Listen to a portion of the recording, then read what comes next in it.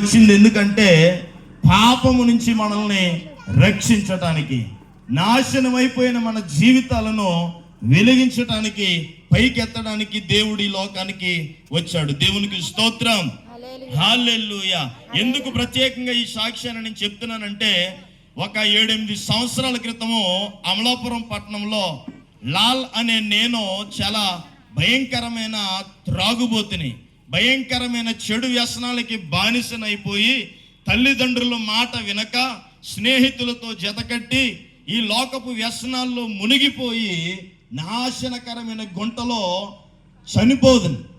చాలాసార్లు చనిపోవలసిన నా జీవితాన్ని దేవుడి రోజున బ్రతికించినందుకై ఈ రోజు ఇలాగా దేవుని సాక్ష్యం చెప్పడానికి దేవుడు కృప చూపుతున్నాడు. దేవునికి స్తోత్రం చెప్పండి గట్టిగా, హల్లెలూయా. ఒకే ఒక్క మాట చెప్తున్నాను, నాశనంలో ఎవరైనా ఉన్నారేమో, అసలు నాశనం అంటే ఏమిటి, పాపం అంటే ఏమిటి అని మనం ఆలోచన చేస్తే దేవుని